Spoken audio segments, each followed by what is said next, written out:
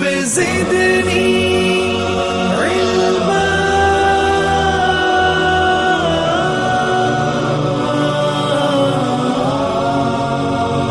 الحمد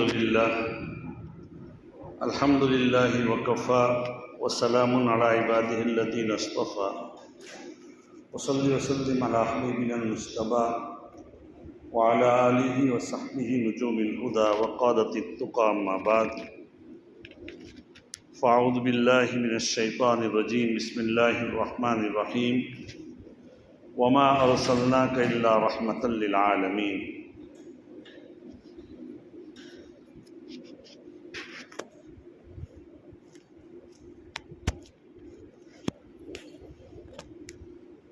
صدق اللہ مولانا العظیم۔ عزیزان محترم، بزرگوں، نبی اکرم صلی اللہ علیہ وسلم کا ہمارے اوپر بڑا احسان ہے، اس لیے ایک مرتبہ درود بھی پڑھ لیجیے۔ اللہم صلی علی محمد النبی الامی وعلی آلہ وسلم تسلیما۔ شاعر علامہ اقبال کہتے ہیں، چوں بنام مصطفیٰ خوانم درود، چوں بنام مصطفیٰ خوانم درود، از خجالت آب می گردد وجود۔ جب میں نبی اکرم صلی اللہ علیہ وسلم کے اسم گرامی پر، آپ کی ذات والا پر درود پڑھتا ہوں تو میرا وجود ندامت کے باعث پانی پانی ہو جاتا ہے۔ میں کس کا نام لے رہا ہوں، نہ میں اس کا اہل ہوں۔ اللہ نے ہمیں بہت بڑی توفیق عطا فرمائی کہ ہم اس نبی کی امت میں پیدا ہوئے، اور اللہ تعالیٰ نے ہمیں آپ کے اوپر درود پڑھنے کی توفیق عطا فرمائی۔ درود بہت بڑی عبادت ہے، یہ ایک ایسی عبادت ہے جو رد نہیں ہوتی۔ اسی لیے بزرگان دین کہتے ہیں، ہمارے حضرت شیخ یونس صاحب نور اللہ مرقدہ بھی فرماتے تھے، جب درود پڑھو تو دو نیت سے پڑھو۔ نبی کا حق ہے، رب کا حکم ہے۔ رب تبارک و تعالیٰ کا حکم ہے، یا ایھا الذین آمنوا صلوا علیہ وسلموا تسلیما۔ میں گزشتہ ہفتے بات چل رہی تھی کہ نبی اکرم صلی اللہ علیہ وسلم ساری دنیا کے لیے رحمت للعالمین بنا کر بھیجے گئے۔ آپ کی رحمت للعالمین کا جو فائدہ پہنچا امت کے ہر طبقے کو، حتیٰ کہ درندوں کو، چرندوں کو، جانوروں کو، زندوں کو اور مردوں کو، ہر ایک کو آپ کی رحمت للعالمین ہونے کا فائدہ پہنچا۔ گزشتہ ہفتوں میں بہت سی باتیں اس سلسلے میں مثالیں دی گئی ہیں۔ نبی اکرم صلی اللہ علیہ وسلم کی رحمت للعالمین ہونے کا جو فائدہ تھا، وہ آپ صلی اللہ علیہ وسلم کا، جیسے میں نے بتایا تھا کہ عورتوں کے لیے بھی رحمت تھی، ایسے نبی اکرم صلی اللہ علیہ وسلم مردوں کے لیے بھی، خاوندوں کے لیے بھی رحمت بنا کر بھیجے گئے۔ حدیث میں آتا ہے، اللہ کے رسول صلی اللہ علیہ وسلم فرماتے ہیں، حضرت انس بن مالک رضی اللہ تعالیٰ عنہ کی روایت ہے، فرماتے اللہ کے رسول صلی اللہ علیہ وسلم فرماتے ہیں، انہ لا ينبغی ان یسجد احد لاحد، کسی کے لیے یہ سزاوار نہیں ہے کہ وہ کسی کے لیے سجدہ کرے۔ وَلَوْ كَانَ يَنبَغِي أَن يَسْجُدَ أَحَدٌ لِأَحَدٍ لَأَمَرْتُ الْمَرْأَةَ أَن يَسْجُدَ لِزَوْجِهَا، اگر میں اللہ کے علاوہ کسی کو سجدہ کرنے کا حکم کرتا تو عورت کو یہ حکم کرتا کہ اپنے خاوند کو وہ سجدہ کرے۔ گویا کہ عورت کے اوپر اپنے شوہر کا اتنا حق ہے، شوہر کی عزت کریں۔ اگر اللہ چاہتے تو شوہر کو بھی اللہ تعالیٰ حکم کرتے، ارے بیوی کو حکم کرتے کہ تم شوہر کو سجدہ کرو۔ حدیث میں آتا ہے، اللہ کے رسول صلی اللہ علیہ وسلم کا جو رحمت للعالمین ہونے کا جو فائدہ پہنچا ہے وہ فائدہ جیسے تمام کو پہنچا وہاں علماء کو بھی پہنچا۔ نبی اکرم صلی اللہ علیہ وسلم نے فرمایا العلماء ورثۃ الانبیاء، علماء انبیاء علیہ السلام کے وارث ہیں۔ وَإِنَّ الْأَنْبِيَاءَ لَمْ يُوَرِّثُوا دِرْهَمًا وَلَا دِينَارًا أَوْ كَمَا قَالَ علیہ الصلوۃ والسلام وَإِنَّمَا وَرَّثُوا الْعِلْمَ۔ انبیاء علیہ السلام مال و دولت درہم و دنانیر چھوڑ کر نہیں جاتے، وہ علم چھوڑ کر جاتے ہیں۔ یہ کہہ کر امت کو اس بات کی طرف اشارہ کیا کہ علماء کی عزت و احترام کرو۔ نبی اکرم صلی اللہ علیہ وسلم کی ایک روایت یہ بھی ہے من لم یرحم صغیرنا ولم یوقر کبیرنا، اور ایک روایت میں ولم یبجل عالمینا فلیس منا، کہ ہمارے علماء کی جو آدمی عزت نہ کریں وہ ہم میں سے نہیں، معمولی چیز نہیں۔ یہ علماء کو بھی اللہ کے رسول صلی اللہ علیہ وسلم کی رحمت للعالمین کا ایک جزء ملا۔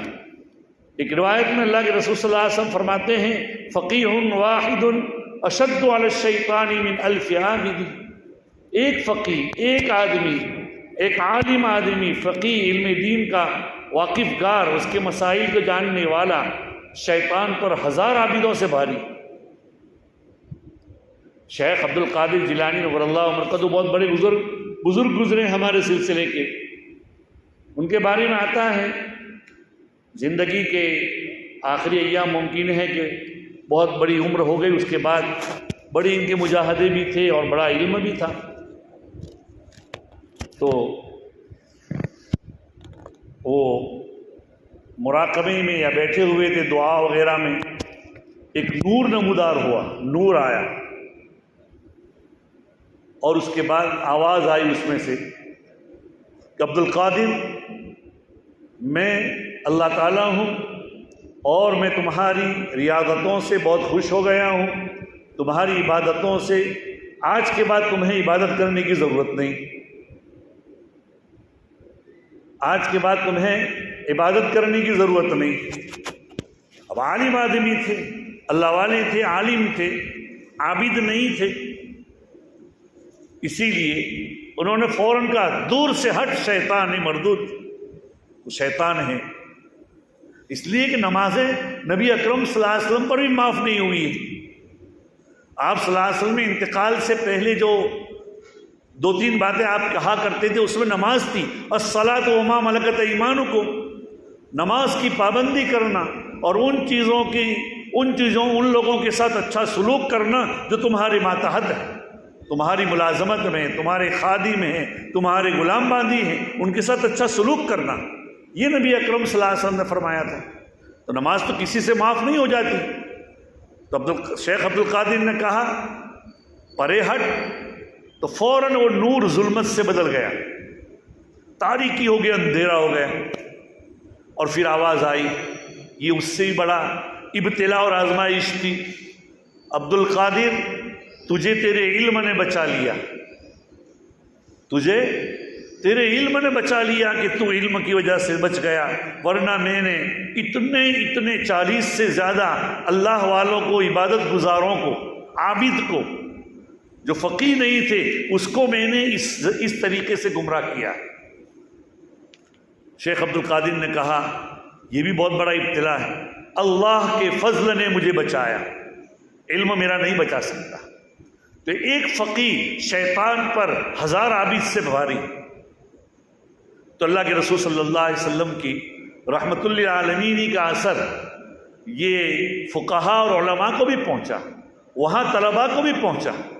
حدیث پاک میں آتا ہے نبی اکرم صلی اللہ علیہ وسلم نے فرمایا من خرج فی طلب العلم فہو فی سبیل اللہ حتی یرجع، جو اللہ کے راستے میں جو علم دین حاصل کرنے کے لیے نکلا، من خرج فی طلب العلم فہو فی سبیل اللہ، وہ اللہ کے راستے میں۔ ایک روایت میں آتا ہے نبی اکرم صلی اللہ علیہ وسلم فرماتے ہیں، وہ بہت لمبی روایت ہے لیکن جو روایت طلباء کے لیے جو استدلال اور اس کے طور پر پیش کرنا ہے وہ میں پیش کرتا ہوں۔ اللہ کے رسول صلی اللہ علیہ وسلم فرماتے ہیں، حضرت ابو الدرداء کی روایت ہے، من سلک طریقا یطلب فیہ علما سلک اللہ بہ طریقا من طریق الجنہ، جو علم دین حاصل کرنے کے لیے چلا، اس کا مقصد صرف علم دین حاصل کرنا ہے، تو وہ جنت کے راستوں میں سے ایک راستے پر چل رہا ہے۔ اسی لیے ہمارے بزرگان دین جو طلباء علم دین حاصل کرتے ہیں ان کا بڑا عزت اور احترام کرتے ہیں، ان کا اکرام کرتے ہیں، لیکن صرف مولوی ہو جانے کی بنا پر علم کی طلب پوری نہیں ہوتی۔ علم تو موت تک حاصل کرنا ہے۔ اطلب العلم من المہد الی اللحد، علم تو ماں کے گہوارے سے، گھوڑیے سے، گہوارے سے لے کر لحد یعنی قبر تک حاصل کرو۔ روزانہ ایک طالب علم کے لیے ایک لفظ سیکھ جائے تب بھی زندگی کے جتنے الفاظ ایام ہیں ہزاروں ہزار لکھوں کا حروف سیکھ جائے گا۔ اس لیے عالم فارغ نہیں ہوتا کبھی۔ یہ مدرسہ تو تمہیں جو لوگ طلبہ فارغ ہوتے ہیں تو ان کو کہتے ہیں کہ ان کے اندر یہ صلاحیت پیدا ہوئی ہے کہ یہ اپنا علم کا جو راستہ وہ چلے تھے اب مزید ترقی بھی کر سکتے ہیں آگے۔ تو من سلک طریقا یطلب فیہ علما سلک اللہ بہ طریقا الی الجنہ من طرق الجنہ۔ آگے جو ہیں وَإِنَّ الْمَلَائِكَةَ لَتَضَعُ أَجْنِحَتَهَا رِضًا لِطَالِبِ الْعِلْمِ۔ دیکھیے اللہ کے رسول صلی اللہ علیہ وسلم کی رحمت للعالمین کا اثر یہاں پر بھی ہے۔ ملائکہ فرشتے طالب علم کے لیے اپنے پر بچھاتے ہیں۔ جیسے کوئی صدر مملکت آ گیا، کسی ملک کا وزیر اعظم آ گیا تو اس کے لیے سرخ قالین بچھائی جاتی ہے، لال جاجم بچھائی جاتی ہے، ہمارے گجراتی میں کہتے ہیں۔ ایسے ایک طالب علم علم دین حاصل کرنے کے لیے نکلتا ہے، اس کے لیے ضروری نہیں کہ بہت بڑا طالب علم ہو، وہ بچہ جو صبح میں سپارہ لے کر جاتا ہے اس کے لیے بھی یہ فضیلت حاصل ہے۔ ان الملائکہ، تو اس کے لیے فرشتے پر بچھاتے ہیں۔ ایک ظاہر پرست آدمی تھا جس کو ایسی روایتوں پر عقیدہ نہیں تھا، اس نے کہا کہ میں جہاں بچے جاتے ہیں روزانہ صبح میں، کتابوں میں لکھا ہے روزانہ جو بچے صبح میں جاتے ہیں اس راستے پر فرشتے پر بچھاتے ہیں، میں ان فرشتوں کے پروں کو روندنے کے لیے جاتا ہوں۔ خدا کا کرنا ایسا ہوا کہ وہ گیا اور پچھڑا گیا اور پیر اس کے کیا ہو گئے، مفلوج ہو گئے، پیر جب چلنے سے قابل نہیں رہا۔ اس نے اللہ کے رسول کے حکم کی اس طرح بے عزتی کی تھی، تو یہ طلباء کے لوگ بھی اس کے اللہ کے رسول صلی اللہ علیہ وسلم کی رحمت للعالمین کا اثر پہنچا۔ اسی طریقے سے نبی اکرم صلی اللہ علیہ وسلم تاجر کے بارے میں ایک تاجر ایماندار ہے، سچا ہے، تو اللہ کے رسول صلی اللہ علیہ وسلم نے اس کے لیے بھی اپنے رحمت للعالمین ہونے کے اعتبار سے بشارت دی۔ فرمایا نبی اکرم صلی اللہ علیہ وسلم نے التاجر الصدوق الامین مع الشہداء یوم القیامہ او کما قال علیہ الصلوۃ والسلام۔ ایک تاجر جو سچا ہے، امانت دار ہیں، وہ کل قیامت کے دن شہیدوں کے ساتھ اس کا حشر کیا جائے۔ نبی اکرم صلی اللہ علیہ وسلم کے رحمت للعالمین کا اثر مزدور کو بھی پہنچا ہے۔ ایک صحابی آئے، اللہ کے رسول صلی اللہ علیہ وسلم سے ملاقات کی، ان کے ہاتھ میں گٹھے پڑے ہوئے تھے۔ جیسے مزدور لوگ مزدوری کرتے ہیں ان کے ہاتھ بہت سخت ہوتے ہیں، گٹھے پڑے ہوئے ہوتے ہیں، کیا بات ہے تمہارے ہاتھ میں گٹھے کاہے کے پڑے ہوئے؟ فرمایا اللہ کے رسول میں تو مزدوری کرتا ہوں۔ فرمایا نبی اکرم صلی اللہ علیہ وسلم نے القاسب حبیب اللہ، مزدور یہ اللہ کا محبوب بندہ ہو، اس کے اگر مزدور اپنی مزدوری کے پیسے وہ اگر یہ کریں تو بہت اس کا پسینے کی کمائی ہوتی ہے، بہت پاکیزہ کمائی ہوتی ہے، اگر وہ صحیح استعمال کریں اور اللہ تو اس کو اللہ کا ولی بن سکتا ہے۔ تو نبی اکرم صلی اللہ علیہ وسلم کی رحمت للعالمین کا اثر ہر ایک کو پہنچا۔ جبرائیل امین سے پوچھا کہ آپ کو میری رحمت للعالمین کا اثر پہنچا تھا، کہاں کیسے؟ کہ آپ کے دنیا میں آنے سے پہلے میں بھی ہمیشہ ڈرتا رہتا تھا کہ کہیں ایسا نہ ہو کہ مجھ سے کوئی غلطی ہو جائے اور میں شیطان اور ابلیس کی طرح راندہ دربار اللہ کی بارگاہ سے بھگا دیا جاؤں۔ ابلیس اللہ کا بہت بڑا عبادت گزار بندہ تھا. مشہور ہے کہ اس نے دنیا میں کوئی ایسی جگہ نہیں چھوڑی جہاں اس نے عبادت نہ کی ہو. وہ معلم الملائکہ تھا، یعنی فرشتوں کا استاد تھا، لیکن اللہ نے کبر کی بنا پر، اسی لیے دیکھیے کسی گناہ پر اتنی وعید نہیں ہے جتنے کہ کبر کے اوپر ہے. اللہ کے رسول صلی اللہ علیہ وسلم فرماتے ہیں کہ جس آدمی کے قلب میں رائی کے برابر بھی کیا کبر ہوگا وہ جنت میں داخل نہیں ہوگا. تو اللہ جبرائیل امین نے فرمایا کہ میں ڈر رہا تھا اس سے پہلے ہمیشہ کہ کہیں ایسا نہ ہو کہ، لیکن جب آپ کے اوپر میں وحی لے کر آ گیا اور آپ کے ساتھ یہ ہوا اور آپ کو معراج میں لے گیا تو اس کے بعد کہا گیا میرے بارے میں انہ لقول رسول کریم ذی قوت عند ذی العرش مکین مطاع ثم امین. یہ میرے اوصاف قرآن میں بیان کیے گئے. اس کے بعد یقین ہو گیا کہ اب میں انشاءاللہ راندے دربار نہیں ہوگا. یہ تو ایک عمومی طور پر ہر طبقے کی بات تھی. جانوروں کو بھی آپ کی رحمت للعالمین کا یہ اثر پہنچا. جیسے میں نے پہلے اونٹ کا بھی بتلایا.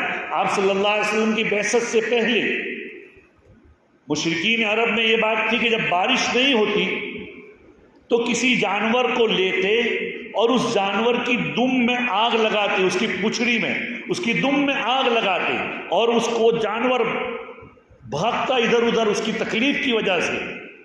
تو اس کی تکلیف کی، اور ان کا عقیدہ یہ تھا، وہ ہنستے کرتے اور ان کا عقیدہ یہ تھا کہ جانور اس طرح بل بلائے گا اور اس طرح دوڑے گا کودے گا تو اللہ کی رحمت سے بارش برسے گی.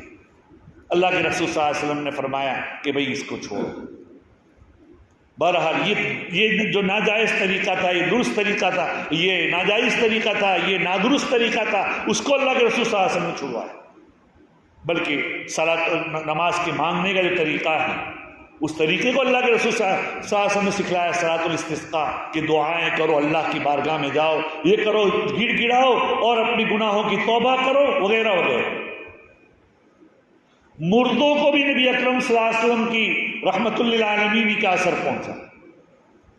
حدیث میں آتا ہے، دیکھیے مردے چلے گئے، اللہ کے رسول صلی اللہ علیہ وسلم نے فرمایا اذکروا محاسن موتاکم، اپنے مردوں کی خوبیاں بیان کرو، ان کی برائیاں مت بیان کرو. یہ تو ایسا تھا ویسا تھا، ارے بھائی وہ تھا اپنا جو بھی تھا اپنے ساتھ قبر میں لے گیا، اب تم ان کی جو خوبیاں تھے وہ بیان کرو.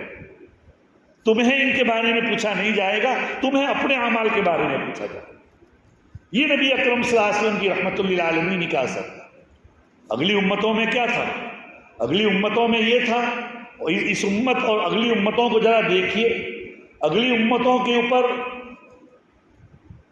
اگر کوئی آدمی گناہ کرتا تو نبی اکرم صلی اللہ علیہ وسلم فرماتے ہیں اگر کوئی آدمی گناہ کرتا چھپکے سے، چوری چپکے سے کرتا، کوئی نہ جانتا، رات کی اندھیروں میں کرتا، کہیں کالی کوٹ میں کوٹری میں کرتا، صبح میں اس کے گھر کے دروازے پر لکھ دیا جاتا تھا کہ یہ آدمی، اس آدمی نے یہ گناہ کیے. اور اس امت کے اوپر اللہ نے پردہ پوشی تو فرمائی ہے، اور اللہ کے رسول صلی اللہ علیہ وسلم بھی حدیث میں فرماتے ہیں جب آدمی گناہ کرتا ہے تو اللہ تعالیٰ کہتے ہیں، فرشتے کہتے ہیں کہ اللہ کی طرف سے ان کو حکم ہوتا ہے ابھی ٹھہرے رہو. جو دو فرشتے ہوتے ہیں، ایک حسنات یعنی نیکیوں کو لکھنے والا داہنی طرف ہوتا ہے، برائیوں کو لکھنے والا بائیں طرف ہوتا ہے. تو داہنی طرف والا کہتا ہے ارے رکے رہو رکے رہو رکے رہو، جب تک کہ شام نہیں ہوتی، اس فرشتے کی بدلی نہیں ہوتی وہاں تک. اور اللہ کے دربار میں تو یہ ہے کہ جب بھی تم چاہو، چاہے جیسے بھی تم نے کیے گناہ، وہ گناہ اللہ تعالیٰ معاف کرے گا. موت سے پہلے نزا کی حالت سے پہلے تمہارے گناہ کو کیا ہے اللہ تعالیٰ معاف کرے گا. تو یہ اس امت کو اللہ تعالیٰ نے دیا.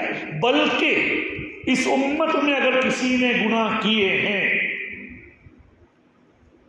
اور وہ خود اپنے گناہوں کا اعلان کرتا ہے تو اللہ کے رسول صلی اللہ علیہ وسلم فرماتے ہیں کہ حق تعالی شان وہ فرماتے ہیں کل امتی معافن الا المجاہرون، میری ساری امت سلامتی والی ہے، ان کو درگزر کیا جائے گا، عافیت دی جائے گی، سوائے کھلم کھلا گناہ کرنے والے. کھلم کھلا گناہ کرنے والے یہ ہیں، حدیث میں مثال دی ہے اللہ کے رسول صلی اللہ علیہ وسلم نے کہ کھلم کھلا گناہ یہ ہیں کہ اللہ نے رات کے پردہ رات کے اندھیریوں میں اس نے گناہ کیا، مثال دے کر بتلایا ہے، اللہ نے پردہ ڈال دیا ہے اور یہ صبح میں کہتا ہے ارے جناب معلوم ہے آج رات کو تو میں نے یہ کیا ہے اور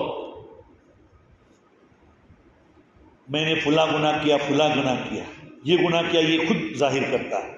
جو اللہ نے پردہ ڈالا ہے اس پردے کو یہ چاک کرتا ہے تو وہ اس کو معاف نہیں۔ یہ اللہ کے رسول صلی اللہ علیہ وسلم کی برکت سے اس امت کو نصیب ہوا۔ اگر گناہوں کا آدمی رات میں اپنے کپڑے نکالتا ہے تو اگلی امتوں میں تو گناہ کرتے تھے۔ حضرت آدم علیہ نبینا علیہ الصلوۃ والسلام کو جنت میں کہا گیا تھا کہ اس درخت سے مت کھانا، لا تاکلا من هذه الشجرہ، لیکن قرآن پاک آگے کہتا ہے ایک جگہ پر فَأَكَلَا مِنَ الشَّجَرَةِ، انہوں نے درخت سے کھایا فَبَدَتْ سَوْآتُهُمَا، دیکھیے جنتی جو لباس تھا وہ لباس اتار دیا گیا۔ اب ظاہری بات ہے ان کی سطر وغیرہ کھل گئے۔ قرآن کہتا ہے وَطَفِقَا يَخْصِفَانِ عَلَيْهِمَا مِنْ وَرَقِ الْجَنَّةِ، اللہ نے جنتی لباس جب اتروا دیا تو چونکہ وہ نبی تھے، دنیا میں ان کی اولاد چلنے والی تھی، اللہ کی حکمت عالیہ کی بالغہ تھی کہ یہ کھایا، لیکن جنتی لباس جیسے اترا تو جنت کے جو پتے تھے وہ اپنے سطرگاہوں کے اوپر ڈھانپ لیے۔ وَنَادَاهُمَا رَبُّهُمَا أَلَمْ أَنْهَكُمَا عَنْ تِلْكُمَا الشَّجَرَةِ وَأَقُلْ لَكُمَا إِنَّ الشَّيْطَانَ لَكُمَا عَدُوٌّ مُّبِينٌ۔